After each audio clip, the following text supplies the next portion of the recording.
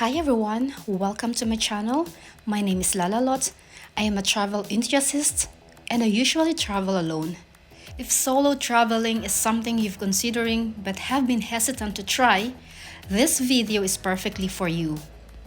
If you are new here, please consider subscribing my channel Asian Travel Buddy and also click that bell icon or the notification button for you to be able to receive updates or notification whenever I upload new videos. In today's video, I'm going to share 6 reasons why you should travel solo at least once in your lifetime.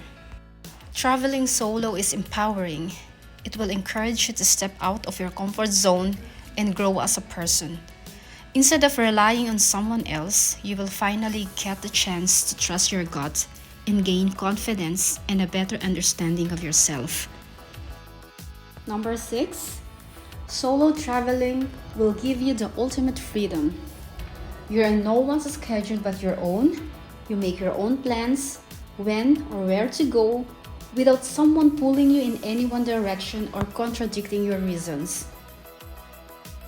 Number 5, you will learn to be more open-minded.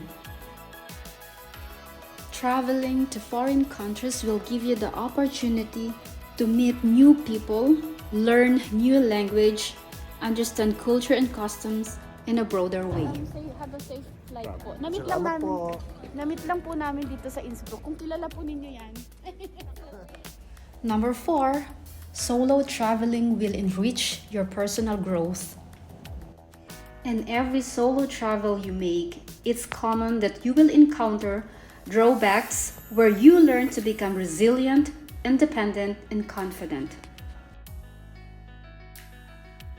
Number 3, solo traveling will give you the perfect time for self-reflection and self-discovery. Traveling and doing things alone will give you a great time to be at peace on your own company. It will also give you a venue for transformation. You will learn a lot about yourself and you'll figure out what your limitations are and how comfortable you are pushing them. Number 2, solo traveling will boost your confidence. Traveling in itself is an act of confidence.